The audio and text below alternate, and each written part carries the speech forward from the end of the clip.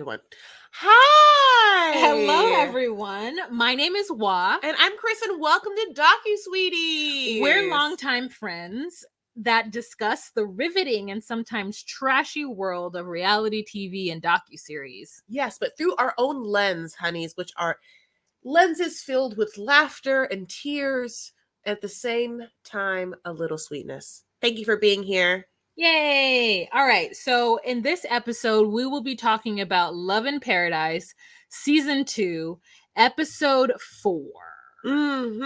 Forsies, warsies. We're in it. We know these people now. They're together. We are like figuring out if it's going to work in paradise. Let's start with our fave and yours, Daniela and Johan. Yay! All right, can we pop a little? Oh, you're going to drink yours. Let me know when you're done. Oh, she took that. So Chris and I are having we're imbibing a little bit, and we're going to be having some Wilson Creek Peach Bellini. Yes. So when your friend says, "Are you done with that?" and it's an alcoholic drink, what they mean is, why aren't you done with that? And be done with that. So that's what happened there. Now, Wilson Creek is actually a Temecula-based winery in beautiful Southern California. Mm-hmm. And this is one of their beautiful varieties. They're kind of a little famous for their almond champagne. They have an almond champagne that's really beautiful. So if you are in the area, that's what this is. I don't know if you can see. Or if you're in your local grocery store, you can get it there too. Probably. Mm-hmm. Okay, so I will open it. Now, the way that you open wine is not the way Valentine thinks you open champagne, which is that taking off the top, you still have this beautiful cage there. Now, once you're wanting to take off the cage, you never let your hand leave it. You are constantly holding it down because the pressure is very intense. Things you never do, aim towards anyone. You aim away. So it's very hard to do. I'm going to do it. I'm just like untwist the cage. Now, of course, it'd be nice if I had a little like cloth to do this if we were in a fancy way, but once that, I have a very firm grip. Take that however you want to take it. I slowly move the cork back and forth, inviting it to pop ever so gently, with the faintest sound. I can already smell the deliciousness. Nothing more than an angel's fart. No spilling over, nothing. You take a coup glass, honey. A coup glass? That's called? Yes. Now, I love champagne glasses of any kind. Stemware in itself is really interesting. I think it's so pretty. So this kind of glass is a coup glass. And you can have like a very fancy fizzy cocktail in that with a beautiful garnish. But yeah, I love a stemless champagne flute or champagne flute true. So you see these around. The Baccarat ones are really beautiful with the edged glass and such. Cheers, my boo. Cheers.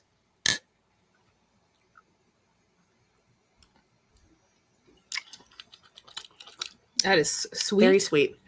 Very sweet. Very. Like, yummy. It makes me feel like I wish it was a tiny bit colder and I had like the saltiest things and it was the first drink of the day. If it was like a hangover drink where you're like, I need like juice, basically Martinelli's peach juice, and here's some bacon, we would be so into this. Oh, would we? Oh, with bacon? I can't even imagine it. Think about it. I'm thinking. Mouth watering. Okay, let's go back to the show we're talking about. So happy you guys are here to talk about Love in Paradise. Okay, my loves. And Daniela and Johan. So as we know, Daniela has a certain faith, and it's the Yoruba tradition. And there are many things she has to do with Johan in order for her and her faith to bless the union. Wow. So it's Ifa. And one of the things that she was told to do by Baba, which was her spiritual leader and mentor, was that they needed to pray next to a river. So we have a very lovely scene of her being next to a nice, flowing, gorgeous, ethereal... bubbling brook. Just a babbling brook. I mean... Babbling and bubbling. The book is babbling and bubbling. She gets next to it. That's us right now, honey. I'll tell you what we're doing right now. Babbling and bubbling. We are brooks. 2 brooks and a brook. Yep. I'm gonna do ASMR. People like that? I don't know if you heard that. That was me drinking and swallowing. Okay, I will do one too. Okay, This go ahead.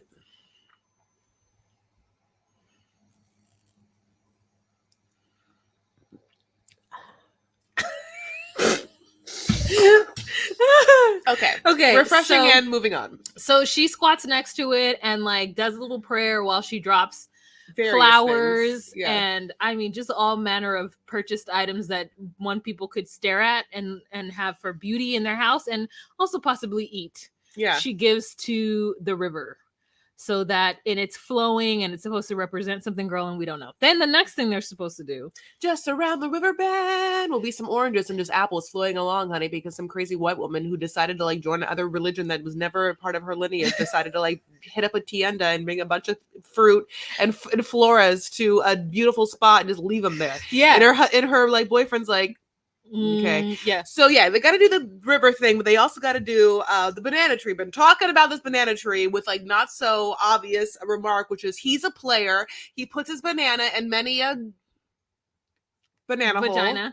And so now she needs to plant a banana tree. Plant them there, honey. They were like, plant the banana. Make them stay in one place. Yeah. Your place. Give that banana some roots. Yeah. And then around the plantano tree, she's going to have to leave various fruits, eggs, Huevos, veggies, flores, a full pineapple.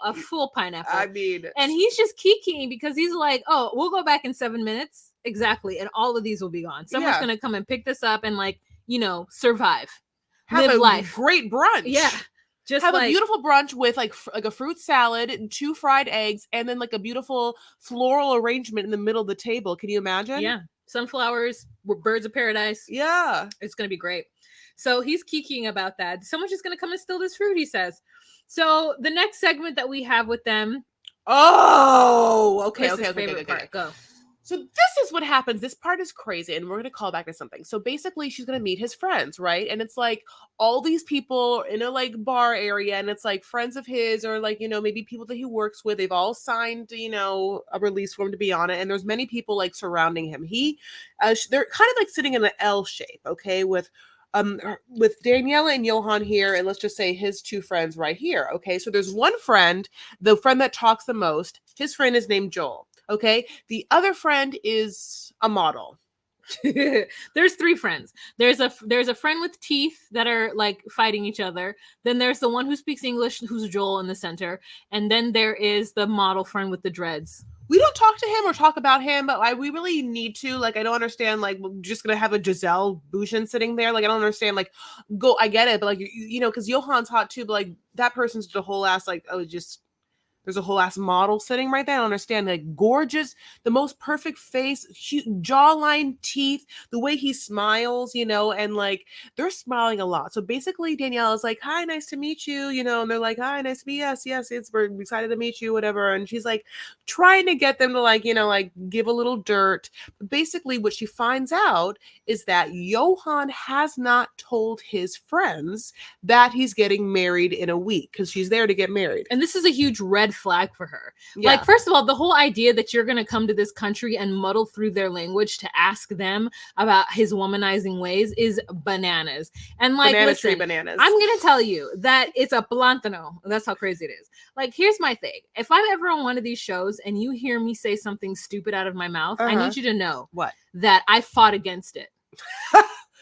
Okay, I fought against the storyline. I said, no, this is not what I'm going to do. And either I didn't win or I won and this was the better of what they asked me to do. Because if anyone ever asks me to ask somebody in that person's life what this other person has been doing, just know that I was coerced. So basically the friends are like, oh no, we didn't know that you were getting married. And then she gets really pissed. But you all, can we go back in time? Because not nary what seems like 3 or 4 days ago, she was on American soil having a meal with her friends where she was like, yo, friends, best friends, people that like have known that I was going to try and get a puppy, but told me not to get the puppy because you didn't trust me with the puppy. I'm about to go to the DR because I've met someone named Johan who I'm spending time with, and they all saw him for the first time, and they were like, okay, we get it. Yeah. Then she was like, and we might get married, and they were like, absolutely not. So now she's there. They all know who she is. Like, yeah, Daniela, the crazy American that you've told us about. Like, they know who she is. All they don't know is that he's getting married like in a week, which, okay. So basically her finding that out is very intense for her. And then the friends of Johan immediately know that it's like really bad. She's like upset. So once it's get revealed that they didn't know that they were getting married and the fact that she's mad about that, they're immediately like, oh no, it's fine. Like, in the culture that we are, you just don't tell your friends anything. Like, yeah, you tell like your very close family big important things, like you're getting married, but like honestly, like people get married and have babies and like die and we don't know anything, honey. We just spin around until someone stops us and tells us a thing. Yeah, because we're evil people and we're gonna just wish bad juju onto situations. So that's why we don't need to know information before it's gonna happen, because all we're gonna do is sit around and talk shit and like put out bad vibes. So it's very smart of him to not do that, because we would have put out negativity towards you and his togetherness, just so that you know. That's our culture. We're just mean people. Yeah, we're sitting here smiling in your face. We said that we're his friends, but basically we're all gonna give him the evil eye that he got the lucky ticket of an American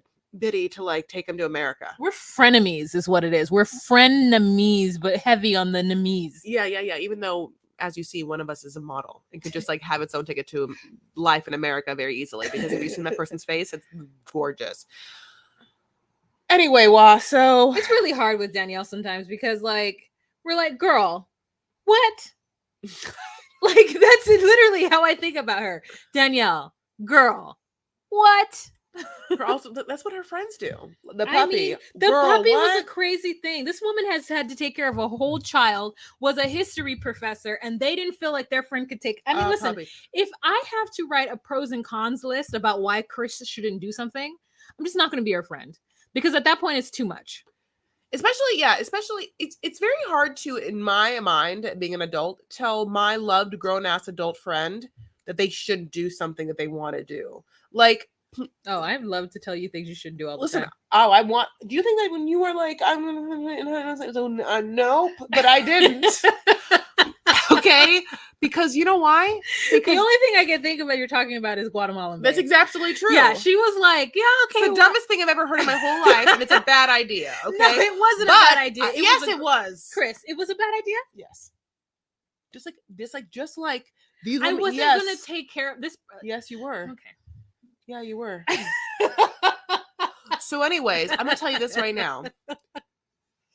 I want my friends to be happy, and I trust that a certain amount that they, at a certain age, know what will bring them happiness. So even if I think something is incredibly dumb, I know they know that I know, so I don't push it on them. But I think it's the dumbest, and I mean, if I love you enough, it's like if you know how I feel, you probably know how I feel. I've also realized that I also don't have a poker face. So if we're talking about my friends, they pretty much know how I feel about them at all times anyway. I don't even have to really express my feelings. I breathe in such a way and they'd feel judgment. And so, yeah, because here's the truth. Like, here's the truth. Go ahead. What's the worst that would have happened? You would have been messed over by some person. You would have a kid, be tied to some person for the rest of your life. You'd have to be paying for the person and the kid. The person would do nothing for you. Okay, so you thought the person wasn't going to do anything. I didn't know for sure about anything, okay. And neither. I knew for sure. There was too much familial ties for it to have been a completely like whatever situation. And then had it been a whatever situation, do you think that I would have allowed myself to be tied to somebody? I think that you were assuming something. What? I don't know why that he would be that.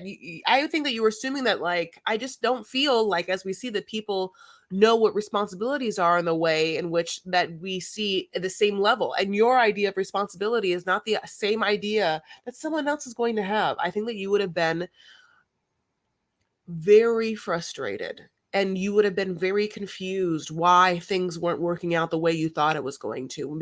And I would have been like, because you assumed so much, is how I was to honestly have this conversation with you in real time on a podcast.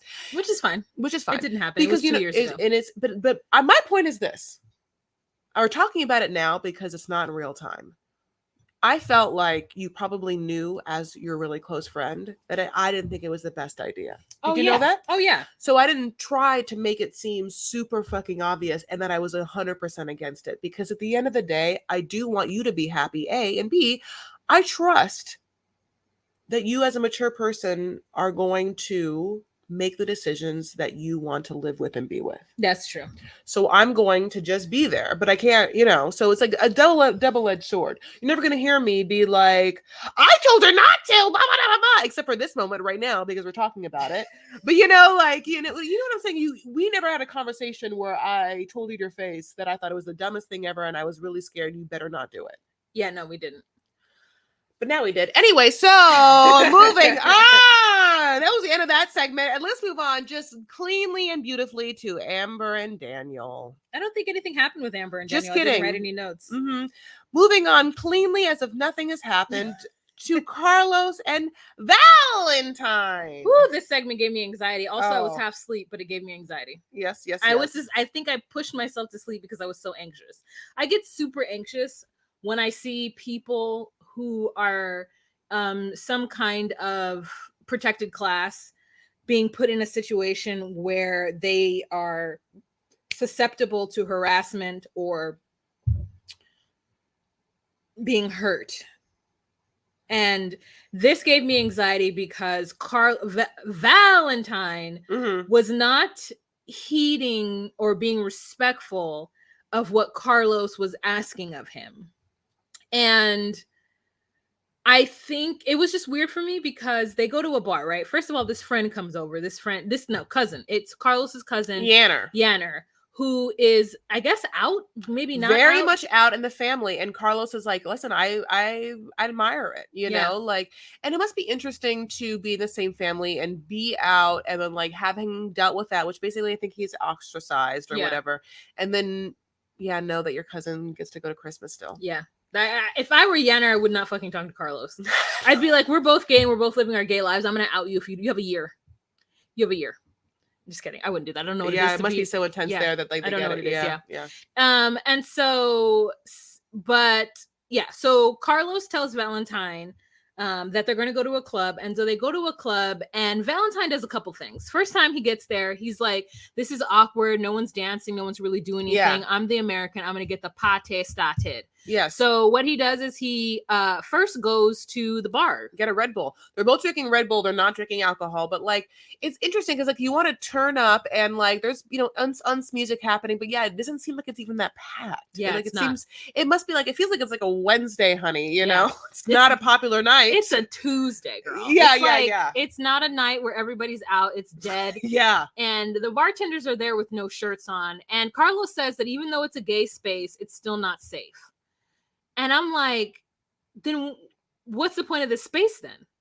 Like, what? I don't understand. And this is not me being like judgmental or like whatever. I just am curious. Like, what is the point of this space if you're still not safe in the space? So at that point, I start to not trust Carlos because I'm like, I don't get what's going on. The guys are behind the bar have no shirt on.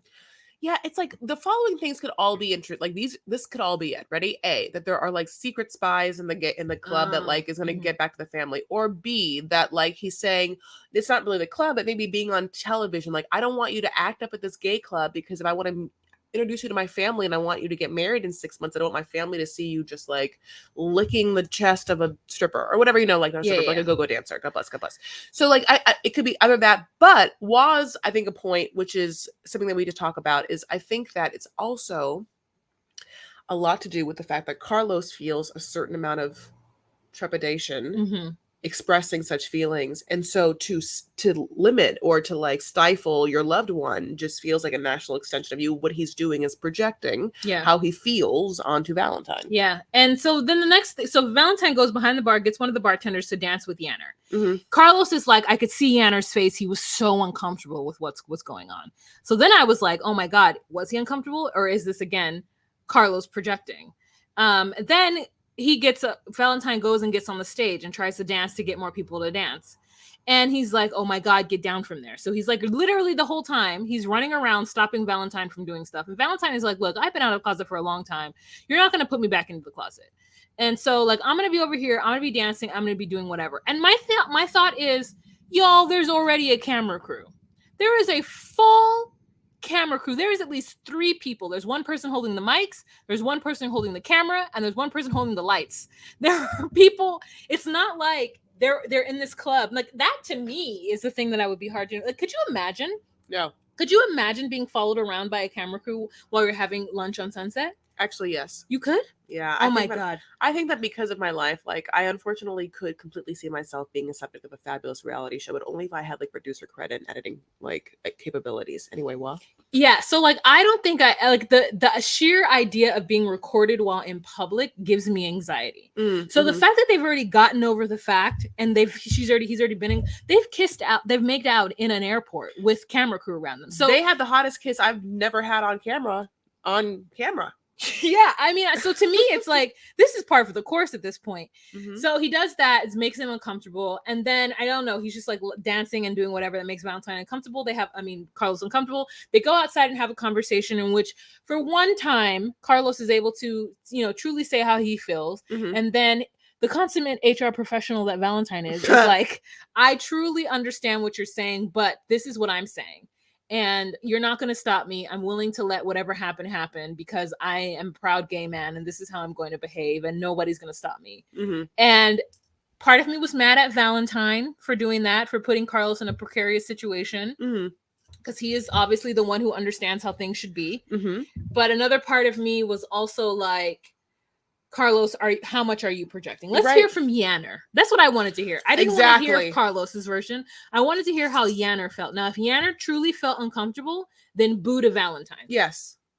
And of course, Yanner has like a beautiful bridge in between the two as being more out than Carlos and, subsequently, hopefully an understanding between the two. So, yeah, I also think that at the tell-all, that has to be a question to Yanner. Like, how'd you feel about that? From my remembrance of it, it didn't seem as comfortable as other things, but why would it be? Like, if you made me dance with a guy somewhere, like, I wouldn't love it. I don't want to be forced to do anything in a situation either. Like, and I know I'm not a gay man. It's not like, and I know that maybe there's a different culture, but like, in that kind of just like expression, but I wouldn't want to be pressed to do anything. Like, I remember specifically in 8th grade, I had a birthday and we had taken like a bus to see a movie, and on the way back from the bus, you took a bus? Yeah. Like a public bus? We rented like a bus. Oh, okay, great. On the way back, this girl who was like sort of a bully to me my whole life or whatever, God bless, like, I'll tell you about her later. So she's like, Chrissy, like, Blobbity Blue wants to kiss you. And then the whole group of kids like watched in this bus as this guy like came towards me to kiss me for my birthday. Now, I knew it was a setup. I'm not dumb. Good for you, because I wouldn't have known. I got set up, and I don't know what happened. I don't know how it happened, but I'm scarred forever. Go ahead. You also just said I got set up, which was the cutest thing ever. And I feel like, yeah, no, I had gotten set up when I was 5th grade. Oh, okay. By the same group of, well, not the same group, but it was the same class. That story was just basically some dude being like, Chrissy, you want to be my boyfriend? And me being like, okay. Yeah, you told me this one. And then him being like, gross, Chrissy wants to be my boyfriend. And then I was like, oh, none of these people to be trusted. So in this moment in 8th grade, honey, I'd been scarred. So the minute this snatch was like, oh, Blobbity wants to kiss you, and I looked over and this person coming towards me. Now, this person also had tinted Claricel on, honey. Like, half his face looks like it was Pat McGrath. You know what I'm saying? No, tinted Claricel. Well, tell me all about it. What? No, I mean just like the whitest color, because it like, tinted clear. They had like tinted zit cream. Oh, I don't know. I know. That wasn't. It wouldn't have been for your skin color, and it was barely for this man's, honey. But he wore it anyway, coming right at my face, and I was like, no. And yeah, I don't like being set up to have a sexual a romantic experience for anyone's folly. It Yeah. makes me feel really uncomfortable. It makes me feel like I'm being made fun of. Yeah. No, I had the same The thing. made fun of thing is like probably, again, because I expressed those two stories to you, obviously trauma from my childhood of feeling like I'm so laughably unlovable or unattractive that like the thought of it is folly for other people, like some crazy character. Yeah, no, I had the same thing happen to me in the 8th grade. Somebody was like, Aaron likes you. And let me tell you, Aaron liked me. Big-lipped, light-skinned Aaron liked me. I knew he did. And then when it came time in front of everybody, he was like, I don't like Wahima. She's ugly and scarred for life. Now I will never, not only am I averse, I'm just going to say, I'm averse to light-skinned men because of it. Like, don't come near me. I thought you were about to say, and not only am I a virgin, and I was like, no, you're not. But anyway, I'm about to say, like, that's how scarred you are. Thank God. Yeah, no, I'm scarred. Like, I, for now, will always believe that, like, big-lipped, light-skinned men do not like me. I'm already convinced that black men aren't super attracted to me. So, like, you know, I go for the dark melanated, not black men. I feel like... Can I have more peach Bellini? Yeah. Well, anyway, we could talk about more about this. I mean, this is the podcast. This is listen, this is the part that the Patreon folks are paying for. This is Patreon. Okay. Yeah, you know, it's hard, right? It's hard to get over some of the old tapes you have that you have made in your head from traumatic one-time experiences that happened in your childhood, which are now frozen in time. Because like, junior high kids are the worst. The worst. 6th, 7th, and 8th grade are the absolute worst individuals to ever roam the earth. Yeah. Every last single one of them are assholes. Yeah. So that coupled with our own parental relationship trauma colors every relationship that we are in. How lovely for us and everyone we watch on these reality shows. And that's the truth. We are watching people on this Love in Paradise and 90 Day Fiancé and whatever, all these couple shows reenact the trauma wounds from either parental relationships or deep-seated trauma from their childhood over and over again. Wah, do you want to pour me up? I do. Do you think I should get a nose ring? Yes. Okay, thanks. I would like to get one. Where do you get one? Like Claire's? Yeah, but I also kind of, don't get mad at me. I really mean this because I think it's a hot thing. I do kind of want you to get like, okay. Do you know what I'm talking about? Yeah, but do you remember that Jane Child song from the 90s? No, I don't. But isn't that like characteristically Indian from India? No, I think that to me, cancel. I think to me, it is Manasa. What's Manasa? Like Middle Eastern, Asian, blah, blah, blue. Then like, I think that also, I would assume it has some North African, right? I don't know. I gotta look at it. I just, I don't want to like, I personally, I don't think that I could be cultural. I can't, as a Black person, I cannot cultural appropriate another person's culture because that is not the person that I would like to look like. What it is that cultural appropriation is when you take a characteristics of a culture and use it for monetary value and not give anything back to that culture. But B, also, it's usually something where it's been looked down upon, but when like white people take it, it's fashion. Right, like Jane Child did this in the 90s song, Don't Wanna Fall in Love. No. Love, do you know that song? Love hurts just like a knife. Ooh, you make my life feel good. Yeah. There are people listening to this podcast that know this song and can in their mind recall the video of this white woman, honey, with a nose ring that's attached to her ear, my love, and she has full mohawk. That is who Jane Child is, and that is her one hit, Don't Want to Fall in Love. It's a great song. Anyway, well, yeah, I've not heard that song, but I will listen to it once we're done. But yeah, I mean, not that I would be cultural appropriating, because like if that's the case, and like sometimes the African people or like American Blacks cultural appropriate our culture by wearing our African garments. Yeah, that can't be okay. And that's what I'm saying. It's not cultural appropriation because cultural appropriate. Like I personally have never made fun of African culture, so give it all to me. I will wear African being like sub-Saharan and or West African or East African. Like, listen, anything that Ariana wears for Benny, I will wear it too. Listen, I'll pretend like I'm, Selassie I, Lion of Judah, reggae, whatever. I'll do whatever because I think it's cute and I've always respected it and I've always honored it. But, if you don't want me to wear your nose ring to earring situation, you can tell me and I'll think about it. No, she's not going to do it. I want her to wear it and I win. Okay. If we had time, I'd go do it today. Go get a thing? Mm-hmm. Where's there Claire's? Where else do you go get them besides Claire's? Tattoo parlors. Oh. Tattoo parlors. And drama. Drama. Let's talk about the drama coming up. Okay, so Frankie and Gabby is what's next. Sure. Okay, so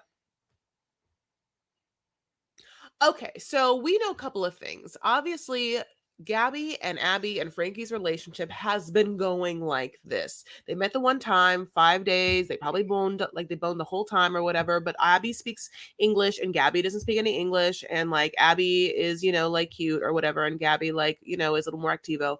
God bless. So, anyway, so Frankie calls the ladies and starts to have a FaceTime, whatever. And of course, he's enjoying his Abby time or whatever because he can talk to her or whatever. And they fully talk about Gabby while Gabby's right there. Honey, she's just painting in her own la la land, whatever. It's just a colorful land, honey. It's not reality, much like a lot of people on this show. So anyways, God bless. At one point, Gabby comes over and is like, "Oh, Frankie, ¿cómo estás?" And I mean, Frankie looks at this woman who he is about to take his chica from and looks at her and says, "La leche." Frankie has learned not a moment of Spanish because he does not care about the person who speaks Spanish, which is Gabby. Como and Abby, kind of. Como you can make an argument that if you're not going to learn Abby's language, then do you even really care about her? By the way, como estás? Yes, as you were saying, is what? Wow. Is the easiest thing. Yeah, of course it is. Bien. E2. You gotta learn something. Bueno tacos. Bueno. It's crazy to me. And so he's sitting on this bed and he's talking to Abby and he's plotting plotting what? Plotting how he is going to just go over there and snatch this woman from this other woman. I can't wait. I mean, it is. I'll tell you how to do it. Snatch. Now, for the Patreon people, you know what I did, honey, which is a smooth snake move because he knows he likes to dance, honey. And he's I know how to dance. That means that I'm love my life. I love my life. I have esteem now. I didn't have esteem before, but now I have it. God bless it. So anyway, yeah. So he says la leche. These women do their thing. It's very obvious that Gabby, can sense that there is some sort of connection between them that doesn't exist in her life as well. Yeah. So Abby says that she needs support from Frankie to tell Gabby about what they're planning on doing. And Frankie's like, "Oh, cool. Yeah, when I'm going to be there." Now, Frankie, of course, has been hearing from every person in his life. Every person. The disdain and weirdness in their voice, the awkwardness of what he has to do, because truly in my mind, Frankie thought he was going to maybe even be in the other room or in his hotel room as these two bisexual women had their relationship fall apart. And that at that point, Abby would leave that room, come down the hall to his room, and he would have really not anything to do with it. I mean, he wasn't prepared. Speak Spanish, so why would he even do anything about it? It's like, these girls have been together for 10 years. He met them for 5 days. What could he possibly say? Yeah, nothing. Absolutely nothing. And so we then cut to Abby and Gabby at the hotel in Puerto Vallarta. And all of a sudden, Abby gets a WhatsApp text message. And he's like, "I'm not coming. I don't want to ruin your relationship." She calls him immediately. Oh, what? Immediately. What? She calls him. She's like, "What's going on? I don't understand what's going on." And then she tells Gabby, and Gabby's like, "Oh, okay, well, oh, it's sad, but we're still here in beautiful Puerto Vallarta. Why are you so upset?"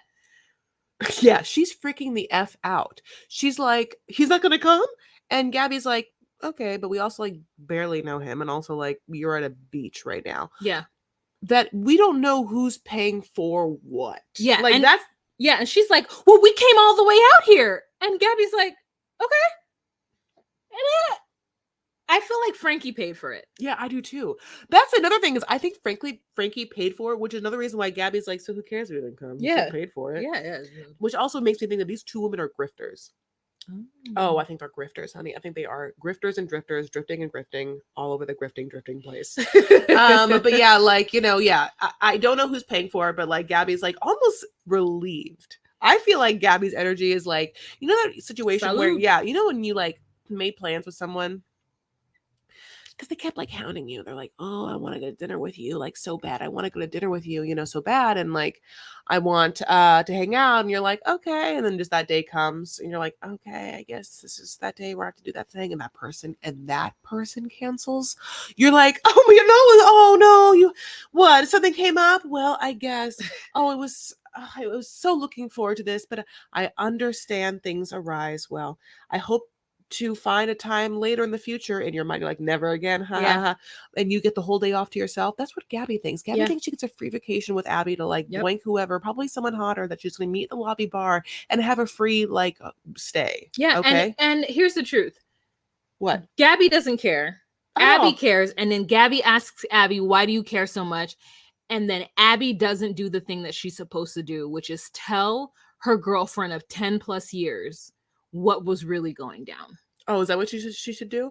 I was like, Abby, you're the dumbest person ever. If Abby, you were playing this card already, like to see which one came. If I were you the moment, I would have kept it on the DL, like, oh, he can't come. That's weird. I don't know why he wouldn't want to come. Because it's so awkward that she's like, why wouldn't he want to come? It's like, yeah, don't make it a big deal. You know why he didn't want to come. You and him had a whole plan. I would have been like, that's weird. I have no idea. Yeah, he must have just like had like a flat tire to the airport. Flat tire to the airport. You're just like, I don't know, boo, but we're gonna have a great time in Puerto Vallarta by ourselves, just us, just the people that were always in love together, always having a relationship, never with anyone else. Yeah, I mean that makes Abby kind of sucky too. She's super sucky because she couldn't just break up with Gabby when she should have. Yeah. Okay, so anyways, let's move on to our last couple of the episode, and this is Ariana and Sherlyn, and there is a segment in which Ariana touches Sherlyn's shirt and Chris couldn't get over it. I'll tell you, it's a confessional.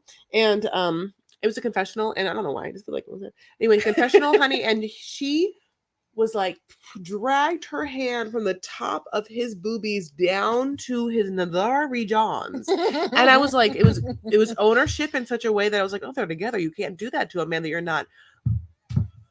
And being like, mine. It was very mine. Do you see where this hand's going? Mine. All of this, mine. What I touch, mine. I'm King Midas. Everything I touch is gold, and everything I touch is mine, and everything I'm touching right now is Sherlyn. He's mine, and he's gold. Mm-hmm. So, interesting. Just like an interesting moment, because sometimes they, of course, have confessionals where like they don't look like that, but it was sexual. Yeah. So he picks her up from the airport and they're on their way home, and she's talking about how she trusts him 99.9%, but how it's nice to have somebody, to help her do things with. And I'm like, girl, you're on vacation. What are you talking about? This is not real life. This is still vacation. So they get to his apartment, which apparently is a lot better than it was the last time. She says that, we were there the last time, or Chris wasn't. But last season, she went to his apartment while she was pregnant, and she was very unhappy with it. Now, they had that cute turquoise out exterior, same thing. Yellow exterior. It looks like, she says that he cleaned. And so she was already happy about that, and that he got some kind of air conditioning situation. Saw that. And so she was happy about that. And then it's because he also got a playpen, a little bouncy thing. Now, was that bouncy thing too small? Yes. But he bought it, thinking because the baby has one at home, he was like, oh, I'll get one for him here because he likes the one at home. Yeah, I wonder if that lady helped him and like was like, buy the bouncy thing, like the baby's perfect size for the bouncy thing, and then he just didn't know how big the baby was. But, I don't because he doesn't know how big the baby was. Yeah. Oh, the baby's 10 months. I remember that. That's when he bought the clothes. What scene was that when he bought the clothes? Episode 2. Oh. I don't know, but I wonder how good that air conditioning unit is. Like when I saw that air conditioning. Oh, it's not good. No. I'm gonna be honest with you. Tell me everything. Let me tell you. These places are humid and hot. Mm-hmm. Now, I can't speak for Jamaica because I've never been. But Belize and Guatemala, humid and hot. Mm-hmm. And not only is it humid and hot, but it also rains once a day while you're there. In the middle of the day, you're minding your own business, and then it rains. So the humidity continues to be humid. Yeah, I would have to have this curly hair, obviously. Yeah. Like, I could not have this curly hair. I don't even worry about hair at all. It's not even a thing. Can you talk about my hair for 1 second, Ma? It looks nice. Thanks, Wa. Go ahead. You're welcome. And so he then gets some kind of cooling agent for the house and the bouncy thing. And so she's really happy that he's made these changes and upgrades for her and the baby to get there. She immediately put him on duty. She's like, you're changing diapers, you're wiping noses, you're feeding, you're doing all of those things. And so he does. He changes diaper. He does his very best to change a diaper. I hate it. I recently watched 3 Men and a Baby. Oh, yeah. And I just think that it is so crazy that men act like putting on a diaper is brain surgery. I've watched my brother do that too. He's like, I'm like, so let me tell you, you've never paid attention at all to anybody being like, like my mom had a daycare. Like, I'm sure he's been around kids. Like, there isn't one. I'm trying to think of something that happens all the time, but doesn't happen to me that I have no idea how to do. Change a tire? That's what I just thought of. But it doesn't happen anywhere around me. Because people like get it professionally done? No, I've just never been in a car where a tire has blown out. Okay. Yeah, I don't know either. We give men a lot of credit for being like the people that can like put things together, like somewhat tool-oriented people like will put, build things. And so it's somewhat interesting that like it really makes them confused when you put a baby and like a diaper in front of them. It really confuses them. It's so crazy to me because like, have you been around babies? I mean, of course. Okay. But I mean, like, I'm just trying to figure out, like, do women who haven't been around babies act so confused about changing diapers? Like, to me, once you look at the thing, you have to know how it works. I'm taking horse riding lessons. You know how long it's very hard to put reins on a horse and know how to put it on the head because I keep looking at it. And I know I should look at the outline of the horse's head and put it on. But like for some reason in the moment, I get very verklempt. There's like a whole creature there. It's like wiggling. It's giggling. I mean, the horses don't giggle, but whatever. The horses are not, like it's peeing in my face. It pees all over me. I'm not quite sure. Not horses, but babies. And if I know what it's like to in the moment get confused and not want to do it wrong or whatever. And also being like, this baby's scaring the F out of me. Oh, just because it's confusing, you don't want to do it wrong for the baby. The baby has control in that situation. It literally like start crying and screaming, and you just be like taken down. I don't know, but who it reminds me of? Who was? Have you changed a diaper before? Oh yeah, a billion times. Oh, okay. I know how to do it. And every time it's like scary, and the baby wants to take you down. Don't listen. I've had quite a resume. Okay. So no, I am very well adept. But if I didn't have the resume I had and I was just a deer in headlights, I can understand how it would be confusing. Who was the girl that went to South Africa and she had to bring her baby and she had to like, let's see. Tiffany. Yeah, Tiffany and Randall? No. It's not Randall. I don't know what it is. It's fucking not Wa's Randall. face was, I got Tiffany, so don't you expect one more name from Ronald. That was very close. Yeah, Tiffany and Ronald were the same kind of thing. Tiffany brought the baby so that Ronald can see if the Ronalds could change the baby's diapers. Remember that moment? Yeah. And she was like also very happy to not have to change the diapers anymore because she's like, I've been changing diapers, now it's your turn. And it's a little bit of that same energy, like it's your turn energy. It's so weird to me. Is it their turn energy? I guess it is. Like, I guess I'm just like, my dad doesn't like to change diapers, but he'll change them. But here's the truth. This is my dad. He will be around the baby at all times. The baby could be strapped to his back and he'll be like hoeing a field. But it's the moment it comes to washing the baby, he's like, here, take this baby. I've already done it. I've had this baby on my back for 5 hours. Yeah. And I've been hoeing fields. Change this baby's diapers. And it feels like a fair trade-off. It does. But it's just like, there are also men who like don't do anything for the baby and then won't change the diaper. It's like weird to me. Yeah. You think your dad knows how to change diapers? He would say yes, of course. Like if he was here right now and he would say absolutely he'd be like, I know how to do everything. I breastfed her. Like he's just whatever. He'll take credit wherever credit is to be taken. That's so funny. Now, but yeah, I will say that Sherlon does deserve some credit because even though the bouncy thing is small, the baby loves it. And he asks the baby if the baby loves it. The baby does love it. He's just like enchanted by all the little like, trinkets. Yeah, to like do. And he does change the diaper and he does a good job. Now he's very happy. And so are we that I guess in this situation, the baby has only peed. And so he's like, oh my God, weight off my back. And he, and the baby, by the way, that baby moves like he has little anties in his panties, honey, because that baby is a ring Ringling and a Wrangling. I mean, that baby is like little kicking and little jabbing, honey. That baby has like, you know, a lot of sugar, a lot of caffeine running through that baby's veins. The baby won't stop moving. But baby's 10 months. So he's like on the cusp of crawling and trying to be on the move. Yeah. So it's really sweet to see this thing happen. And Ariana's really grateful for Sherlin and for Sherlon and how he's behaving. We have this moment at the end where he says that he's happy that she's here without, you know, her mother and her sister, that they presented like either like bodyguard energy or chaperone energy. I mean, they sure did. They wanted to have private conversations with Sherlon all day about how he was going to help her and take care of this baby. And Sherlon was like, no matter how much of pressuring or bullying I have, this baby is not my responsibility. She got pregnant. I didn't know she wasn't on birth control. Oh, that's a big ass lie. It's absolutely his responsibility too. It's half. That's how sex works. God, I'm waiting till I get there. I'm waiting till I get to that frame of thought. I know you think. I think like you think that it's the woman's responsibility. Yeah, I do. And listen, I'm going to tell you right now that as women, we know that it's responsibility because we have to have the kid and be with it. So there is no other way but to hold the line that it's also his. He knows he's a grown-ass man who has been flirting up a storm with every fucking person that goes to one of his resorts. And he's been whatever he is. He's a grown-ass man who knows how sex works. And he understands that if he puts his penis in a vagina without protection, the possibility of an STD or a pregnancy is afoot. It's imminent, but why stress yourself out as a woman by having to run after a man when you are the one who truly understands the intrinsic ramifications of this action? Now, I am not saying that women shouldn't ever go after the men or should never hold them accountable. I'm saying that personally, me, I don't have the energy to run after some man. I'm gonna tell you that this baby is here and this baby is born.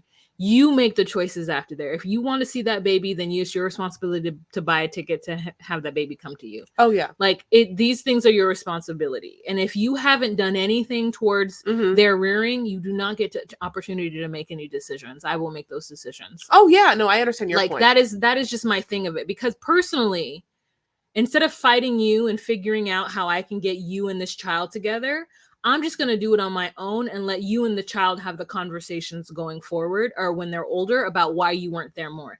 And if you try to blame me on it, I'm just going to say what I had to say. I'm going to continue to say, your father was a grown person who had every opportunity. I never stopped him from coming. Did I ever stop him from taking? Yes, because I didn't trust his ass. I wasn't going to give my child to somebody I doesn't trust. But if they ever wanted to come to the house, they can come to the house. They can come every day. They can spend the night. I'd have a space for them to spend a night with you. But you are my ultimate responsibility, not this person. And this person needs to figure out and fight a way to get to it. And I'm not going to expect any financial support from them because I understand that you were not the person that I should have had a child with.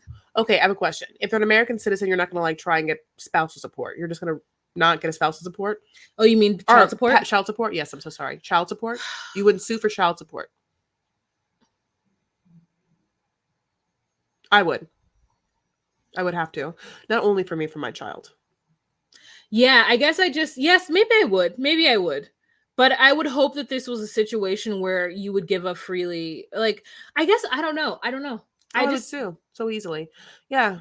I mean, I would want my child to have a relationship with their father. I think what we're seeing with Ariana is someone who also wants to have a relationship with the father. It's not just that she wants her son to have a relationship with his father. She wants a relationship with his father. Yeah. Those are two different relationships. To me, and whether yes. one is foolish at this point and whether one is what you're going for, God bless it. But at this point, I would say that if I was in her situation, I wouldn't be putting energy to try and make him like me, care about me. I would have thusly been, I'm the type of person that if you don't show me by a certain time that you get it, that I'm valuable, I will turn it off so fast from you, you'll never have warmth from me ever again. Yeah. I think that if my child's parent lived in another country, I think that I would save a certain amount a month or a week in order for my child to go visit that person for months at a time during summer break. Like I would pay for that.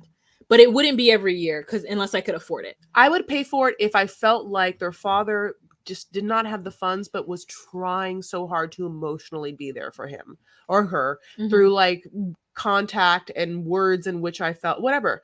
I would try and facilitate any relationship possible through my means, but I would sue him for child support because that means at the end of the day, more money for who? My child. And at the end of the day, 2 adults brought in a child. And because I had to give birth and push this child out and probably have to take care of the child, you absolutely can give me some money. And if you try and fight me on it, I'll take as much money as I possibly can. Okay, that makes sense. Great. It's funny because I feel like, I just feel like I know so many men who like work under the table specifically so they don't have to pay child support, which those men are shitty, and that has nothing to do with me. But maybe I would. Mm-hmm. There's also a lot of pride in my spirit. I'm like, I could take care of this baby by myself. Oh yeah, of course I could. But I want as much money as possible. Money is options. Wealth is options, and I want as many options for me and my child as possible. Makes sense. Here we are at the end of this episode. And what a thrilling episode it has been. I mean, it's been riveting. Haven't you guys been on the edge of your seats? Is anyone buying tickets to Hedonism 2 right now? I feel like you are. Yeah. If there's anything that you should take from this episode is that you should go and buy swingers tickets to the Hedonism 2 so that you can go into the playroom and see what's up. Mm-hmm. Listen, if you think I haven't read the TripAdvisor reviews, you'd be wrong. Oh, okay. Other than that, listen, we are so thankful that you guys are here listening. Thank you so much for subscribing to this podcast, for reviewing it, if you don't mind, for rating it, giving it 5, whatever you want to do. We also have a full social media presence. We know what we're doing, and that's called DocuSweeties on Facebook, TikTok, Instagram, and Twitter. Yep, we do. And if you guys would like to show us a little extra support and or would love to get more content from this. Like what, honey? Like seeing this video of us talking unedited. What? You could join our Patreon. It's $10 a month. We don't even know what we're going to leave in this podcast, but I'll tell you this one episode, we talked about real intense shit. Yeah. So if you guys wanted to get that from us, know a little bit about us personally, you could join our Patreon and you'll have a little bit more access to us. It is patreon.com/DocuSweeties. It'll be written in the show notes, but it'll also be currently is written in our Instagram bio. So you can click on that and join DocuSweeties. But we want to thank you guys so much for joining us. And we hope that you'll come back and listen to more of our content. And we'll see you later. We hope you have a fantastic day. Okay. Bye.